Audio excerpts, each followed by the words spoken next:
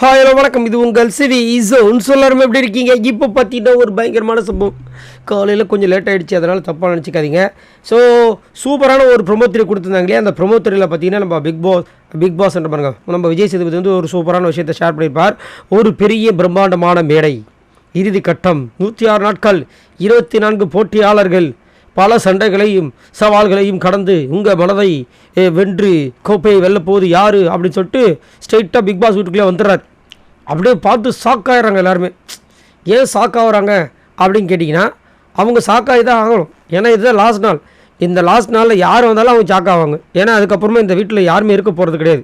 ஆனால் ஒரு பெரிய படையே உள்ள வரும்.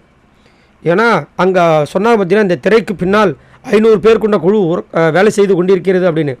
ஸோ அவங்க எல்லாருமே உள்ளே வருவாங்க. பயங்கர மாசாக வந்துட்டு அந்த செலிப்ரேஷன் மூமெண்ட்டில் வரும். அந்த இப்போ நியூஸில் வரும். அந்த விஷயங்களை அப்டேட் பண்ணுறேன். ஸோ இப்போ பார்த்தீங்க அப்படின்னா, நம்ம விஜய் சேதுபதி பிக் பாஸ் வீட்டுக்குள்ளே போகிறார். போய் 5 பேருக்கு ஒரு டாஸ்க் கொடுக்குறார், அந்த எவிக்ஷன் விஷயங்கள்.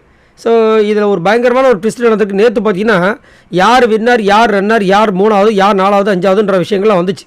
உங்களுக்கே இது தெரியும். ஃபர்ஸ்ட்டு பார்த்தீங்கன்னா நம்மளுடைய முத்துக்குமரன், முத்தான அந்த தங்க கோப்பையை வெல்ற ஒரு விஷயம். செகண்ட் பார்த்தீங்கன்னா சௌந்தர்யா இருக்க வேண்டிய இடத்துல ஜாக்னு இருக்க வேண்டிய இடத்துல விஷால் இருக்கிற விஷயங்கள். 3வது பார்த்தீங்கன்னா சௌந்தர்யா, 4வது பார்த்தீங்கன்னா நம்மளுடைய ரயான், 5வது பார்த்தீங்கன்னா பவித்ரா அப்படின்ற மாதிரி தான் அப்டேட் வந்துச்சு. பட் ஆனால் இங்கே வந்து ஒரு பெரிய ட்விஸ்ட்டு என்னென்னா, இந்த ப்ரொமோவில் வந்துட்டு முன்னாடி ஒரு கிஃப்ட் பாக்ஸ் மேலே வச்சுருக்காங்க. அந்த பாக்ஸ் மேலே பலூன்லாம் தொங்க விட்டுருக்காங்க. ஸோ அதை வந்து யாரும் ஓப்பன் பண்ண சொல்கிறாங்க. ஃபஸ்ட்டு இருக்கிற அந்த 3 பேரும் ஓப்பன் பண்ணலாம். பார்த்தீங்கன்னா லெஃப்ட்டில் இருக்கிற விஷால், முத்துக்குமரன், அதுக்கப்புறம் பவித்ரா. இந்த பக்கம் வந்து சௌந்தர்யா ஓப்பன் பண்ண சொல்கிறாங்க பொழுது, பக்கத்தில் ரயான் இருக்கார். ஸோ இவங்க வந்துட்டு ஓப்பன் பண்ணுற அந்த விஷயங்களில் தான் வந்துட்டு ஒரு பெரிய ட்விஸ்ட் வச்சுருக்காங்க. என்ன அப்படி பார்த்தீங்கன்னா, நம்மளுடைய ரயான் தான் வந்துட்டு 5வது ஆளாக வெளியே போயிருக்கார். அதாவது 5th பொசிஷனுக்கு ரயான் தான் வந்திருக்கார் அப்படின்ற ஒரு அப்டேட் தான் வந்திருக்கு. நான் அப்பயும் யோசிச்சு, என்னடா இது, இந்த பவித்ரா வந்துட்டு வெளியே போகணும்னு பிக் பாஸ் டீம் நினச்சிருந்தாங்கன்னா எப்போயும் அனுப்பிச்சிருப்பாங்க. சரிங்களா?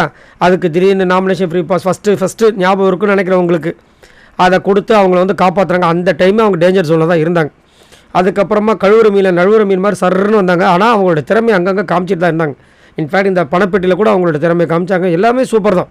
பட் இவங்கள விட சூப்பரான கண்டஸ்டன்ஸ் வெளியே இருக்கும்போது ஒரு வருத்தம். ஆனால் பவித்ரா வந்துட்டு எப்படியோ இந்த 4th பிளேஸில் பிடிச்சிருக்காங்கன்றது ஒரு நல்ல ஒரு விஷயம். It's okay. ஸோ ரயான் தான் வந்து 5th பிளேஸ்க்கு போயிருக்காரு. பட் இருந்தாலும் ரயான் கொஞ்சம் ஏர்லியராக ஃபஸ்ட்டு நாள்லேருந்து வந்திருந்தா கண்டிப்பாக ஒரு பெரிய இம்பாக்டாக இருந்துட்டு போகிறோம் அப்படின்ற ஒரு வருத்தம் இருக்க தான் செய்யுது. சரி, நீங்கள் உங்களோட கருத்து சொல்லுங்கள். இப்போ 5th பொசிஷன்லாம் ரயான் எவிக்டாக இருக்கார் அப்படின்ற மாதிரி ஒரு அப்டேட் வந்திருக்கு. இதை பற்றி என்ன நினைக்கிறீங்க? உண்மையிலே 5வது பொசிஷனுக்கு யார் கரெக்டான ஆப்டான பர்சனாக இருப்பாங்க? அது மட்டும் இல்லாமல் உங்களுடைய மனசுக்குள்ளே இப்போ இந்த விட்டுருங்க இந்த தரவரிசையை, உங்களோட மனசுக்குள்ளே இந்த டாப் 5 நீங்கள் யாரை சொல்வீங்க?